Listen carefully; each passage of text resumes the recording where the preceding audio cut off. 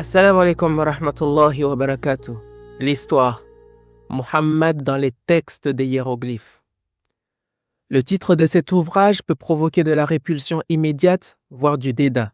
Comment le prophète Muhammad sallallahu alayhi wa sallam pourrait-il être associé au texte d'une civilisation polythéiste et idolâtre? Et comment son nom, sa mention ou son évocation pourrait apparaître dans les textes des hiéroglyphes? Si toutefois ces questions méritent d'être posées, la croyance en la révélation coranique impose que le musulman considère comme légitime et sensé la mention de Muhammad dans les textes des hiéroglyphes. Les hiéroglyphes comportent les textes sacrés d'un pays qui a vu rayonner plus d'une dizaine de grands prophètes, à l'instar de Yusuf, alayhi salam, Moussa, Haroun, alayhi salam. Il apparaît donc difficilement concevable que ces grands prophètes et leurs prophéties soient absents des textes sacrés de ce pays. Surtout que dans la prophétie de ces prophètes figure Muhammad, le dernier messager, qui est la prière du prophète Ibrahim, lorsque celui-ci demanda à Allah d'envoyer parmi sa descendance un messager chargé de leur enseigner le livre et la sagesse.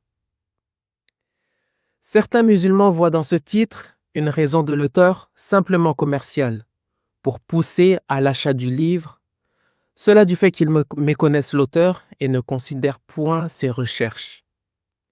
D'autres musulmans voient dans ce titre un penchant de l'auteur vers l'influence afrocentriste du kémitisme.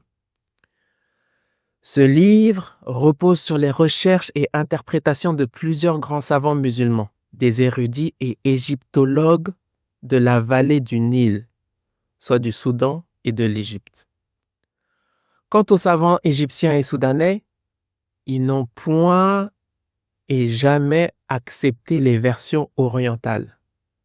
Et qui est plus en droit de raconter et expliquer les récits coraniques sur l'Égypte que les enfants de ce pays?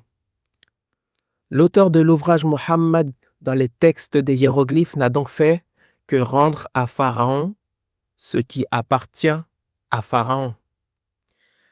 Bien que la base, qui est le Coran et le Hadith, soit la même, on observe une énorme différence entre l'interprétation des savants orientaux qui ont considéré Misr comme une terre de malédiction et l'interprétation des savants de la vallée du Nil qui considèrent Misr comme une terre de bénédiction.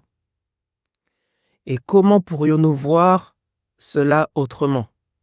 Alors que Misr est le seul pays dont le nom apparaît explicitement dans le Coran. Il est le seul pays dont le fleuve est nommément mentionné dans le Coran. La plupart des récits coraniques s'y sont déroulés et ils n'osaient rien rapporter sur la dévastation de ce pays. Je rajoute que ces pays fut le refuge et le berceau de plus d'une dizaine de grands prophètes. Et les peuples de Misr ont accepté d'élever la famille d'Ibrahim au sommet de leur société. On trouve aussi dans le Coran que le peuple de Misr, hommes et femmes, ainsi que leurs rois, sont tous mentionnés élogieusement. Sans oublier que le Coran a surnommé ce pays la terre de bénédiction.